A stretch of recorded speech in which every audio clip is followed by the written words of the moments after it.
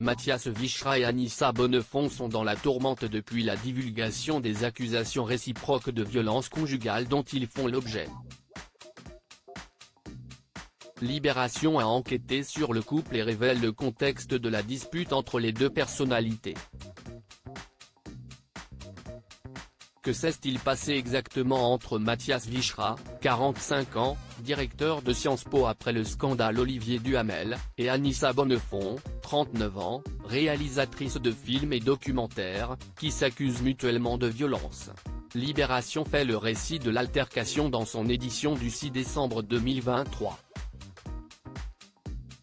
Haut fonctionnaire et père de 2 enfants, dont un avec son ex-mari Drucker, Mathias Vichra a pris la tête de la célèbre école après l'affaire Olivier Duhamel, accusé d'inceste, qui a entraîné la démission en 2021 de Frédéric Mion. Sa compagne Anissa Bonnefond, à qui l'on doit le documentaire sur Olivier Rousteing nommé au César, rentrait à ce moment tout juste de la promotion au Japon du long métrage La Maison avec Anna Girardot. Dimanche dans la soirée, elle franchit la porte du commissariat du 7e arrondissement de la capitale pour déposer une main courante contre Mathias Vichra. Selon Le Parisien, elle raconte qu'il l'a poussée par terre. Une source policière citée par Le Quotidien parle même d'un poignet cassé il y a 6 semaines, écrit Libération. Le journal a d'ailleurs remarqué qu'elle portait une attelle noire au poignet dans ses publications sur Instagram. Peu après la main courante d'Anissa Bonnefond, Mathias Vichra vient en déposer une également, après une claque qu'elle lui aurait administrée. Chacun a ses arguments, chacun sera placé en garde à vue. Elle sera levée lundi 4 décembre après-midi, sans plainte d'un côté comme de l'autre.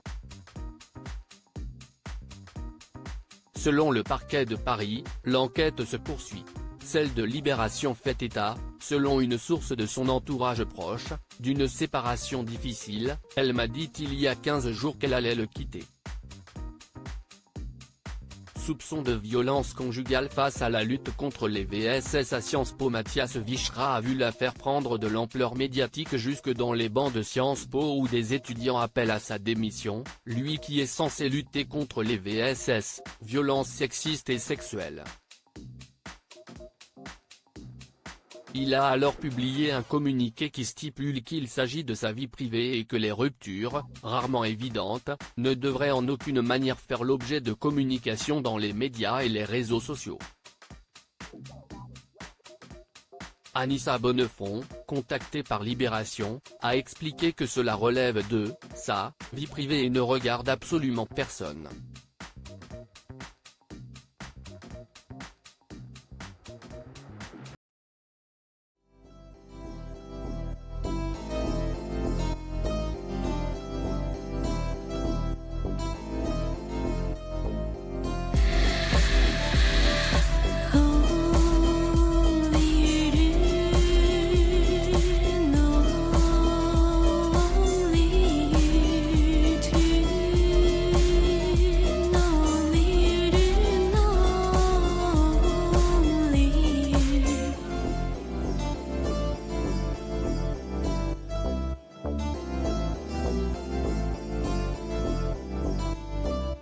To